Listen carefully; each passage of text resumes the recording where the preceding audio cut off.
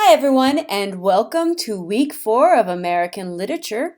My name is Beth Driver, and I'm looking forward to hearing our discussions this week.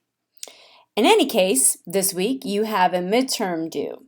Now, the midterm is not really that difficult, I think. However, there are certain things that you can do to help yourself prepare for the midterm.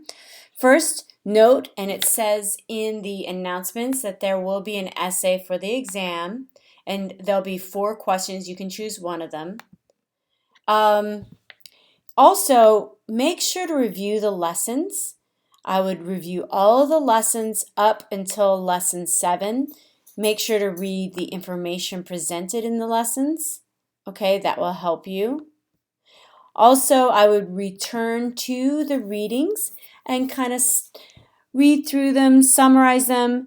Be prepared that you will be given quotations from some of the readings and you'll have to match it with the author. However, the quotations are general enough where you should be able to figure out who wrote what. I mean, it's not there to trick you, it's there to see if you've actually done the readings. Also, it is important to prepare for the exam prior to taking the exam because you don't have a lot of time. It's timed. It's not proctored, but you do need to sign up for BioSig to access the exam. You need to make sure you have enough time to write the essay at the end. So don't spend all your time on the multiple choice questions and the matching questions. Make sure you save enough time for you to write the essay at the end because I do read that essay and I hand grade that. Okay? Also, make sure when you take the exam, you're in an area that has reliable internet because I don't reset the exam. So make sure you have reliable internet. Okay? The midterm should be closed book and closed notes.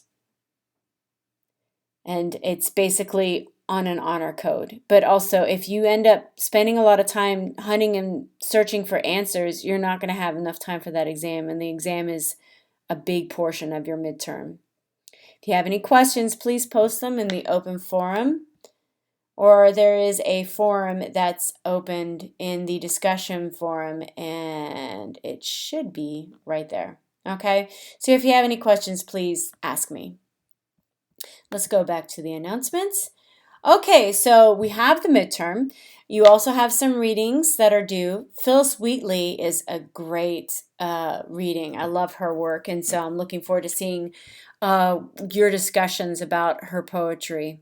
You also have a quiz at the end, and you should complete Lesson 6 discussions, and the Lesson 6 discussion is on, I know Phyllis Wheatley is part of it.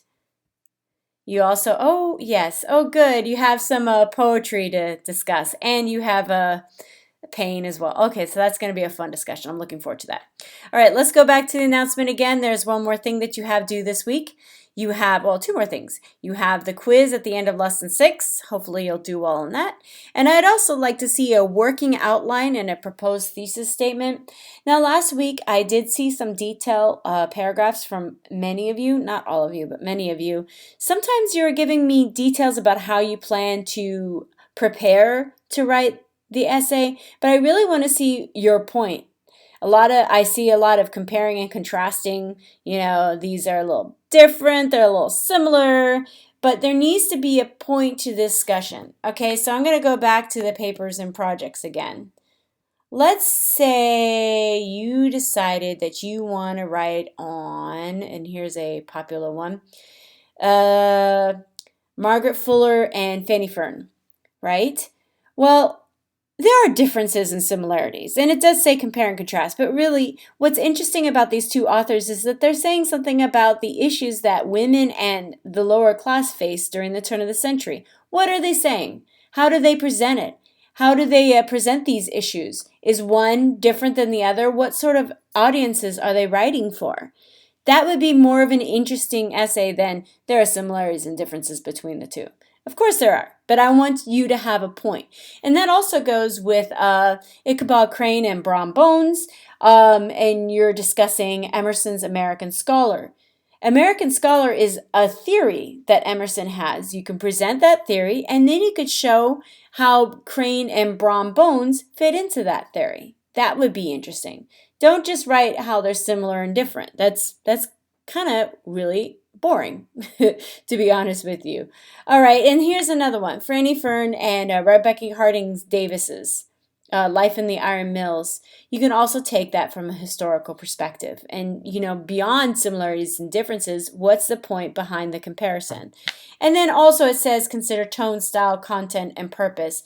Tone can mean how do they present these issues? Is the tone successful? Does it work? Is one better for a particular kind of audience than the other? And I've also seen a number of topics that discuss Douglas and Emerson. What you would do is you define Emerson's self-reliance and then show how Douglas's slave narrative fits into that theory. Okay?